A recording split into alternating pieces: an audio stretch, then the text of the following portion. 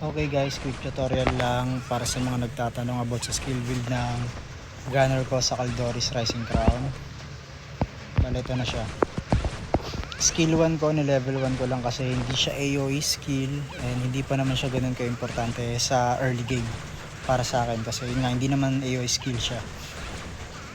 Skill 2, ni level 5 ko siya para ma-unlock ko yung link 2 ng skill 2. And then yung link 2 niya, ni-level 7 ko lang para ma-unlock ko yung link 3. Sa link 3 level 1 lang, hindi ko muna minax para hindi ako kapusin sa skill points. Ito rin, hindi ko rin minax kasi hindi naman siya ganun ka-importante masyado. Kasi pang PvP effect yung stats na ito. Sa early hindi pa siya ganun ka-importante. Skill 3, ni level 6 ko siya. Yun, kagaya ng sa ibang skill, enough lang siya para makapag-unlock ng link 2.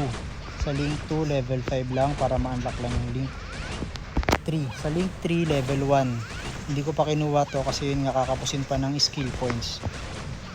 Ito naman skill 4. Minax ko siya lahat kasi importante yung stats na binibigay niya and party buffs din siya, hindi lang siya personal buffs. And then skill 5 hindi ko pa kinuha kasi kapos pa ako sa skill points, pero may mga nakikita ako ng mga malalakas na gunner, may mga skill nito kasi stun to pag napakan, kasi yun sila, may nakakapag-craft sila ng skill points and then mga nagtatap up sila para makabili ng skill stones.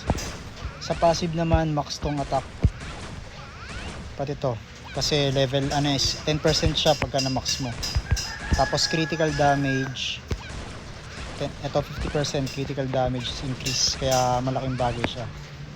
Hindi ko pa nilagyan tong iba kasi hindi pa naman siya ganun ka-importante since early pa lang naman, tsaka more on focus tayo sa grind sa mga boss hunt para makapag craft tayo ng mga gear, yellow gears na kailangan natin para lumakas. Tapos importante rin na sumali kayo sa mga top guilds kung maglalaro kayo nito para makapag-farm kayo, makapag-boss hunt kayo ng maayos. Kasi kung hindi kayo kasali sa guild, tapos mag-boss hunt kayo, tapos melee kayo, mahihirapan kayo makahit.